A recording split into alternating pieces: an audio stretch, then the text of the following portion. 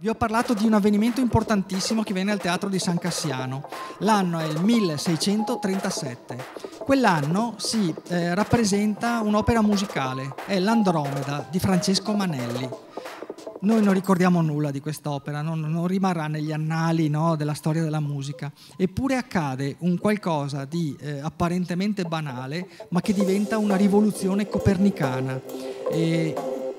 Il pubblico che va ad assistere a quest'opera musicale paga un biglietto. Fino a quel momento le opere musicali venivano scritte per le corti, per le strette cerchie nobiliari o ecclesiastiche, e quindi la funzionalità della musica e la costruzione della musica, specialmente pensiamo al Rinascimento, no? Segue dei canoni che sono un po' stereotipati, no? Ma sono dettati in qualche modo dagli stessi musicisti e dalle mode che via via, no, cambiano, ma cambiano proprio tra di loro, cioè tra una ristretta cerchia di creatori.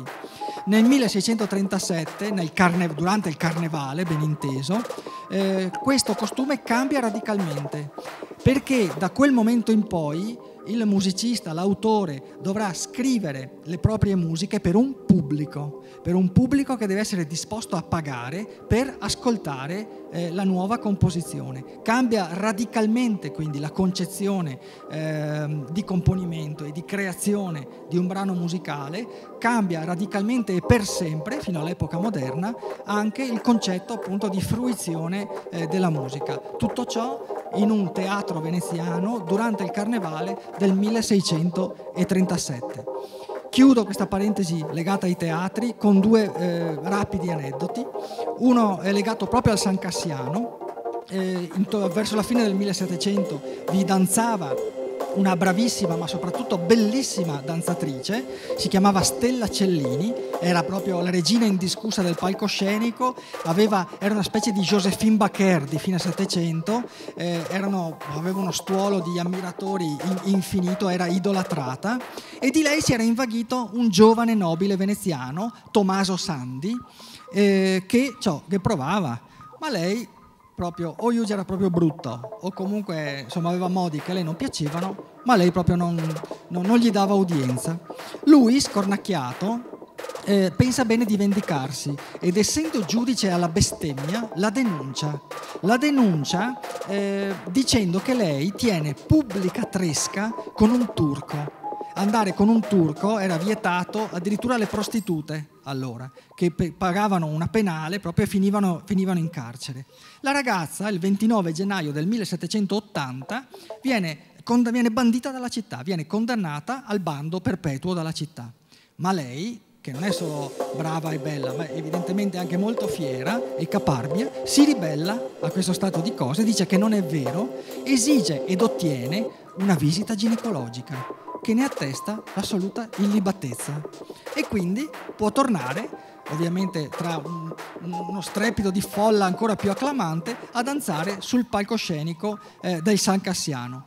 I gondolieri, proprio per evitare di bestemmiare, da allora, ma per un lunghissimo periodo, iniziarono non più a giurare su Maria Vergine, ma sulla Vergine Cellini. 2 anni più tardi, è il 1782, in un altro teatro, il San Beneto, dove oggi c'è il Cinema Rossini, il San Beneto sono le mura perimetrali del Cinema Rossini, c'è una rappresentazione che viene data in onore dei Conti del Nord. I Conti del Nord sono Paolo Petrovitz e Maria Teodorovna, lui è il figlio di Caterina II di Russia, e quindi sono ospiti graditi in città ovviamente, e prendono in affitto un palco lì al San Beneto per questa rappresentazione, e lo affittano a una cifra esorbitante, 80 zecchini d'oro. È una fortuna, è come se oggi vi affittassi questo palco per 30.000 euro, per dire, per una sera, no? Per una rappresentazione. Ad affittare loro il suo palco, è una nobile veneziana, Cecilia Zen Tron. Lei è la moglie di Andrea Tron El Paron, e così come veniva chiamato, che perse la possibilità di diventare doge proprio grazie, come dire, alla mala avvedutezza della moglie, che si muoveva, che era molto libera nei costumi, come appunto molte nobili veneziane, ma un po' troppo alla fine, quindi lui perdette la possibilità di accedere al dogato perché lei era impresentabile, ma che era una donna comunque molto intelligente e di grande spirito. E quando in sala si seppe il prezzo che lei aveva stabilito per l'affitto del palco, un, come dire, libellista improvvisato fece girare un epigramma in sala, no? Che girò di mano in mano. E cosa ci stava scritto? Stava scritto: brava è Trona e vende il palco più caro de Amona.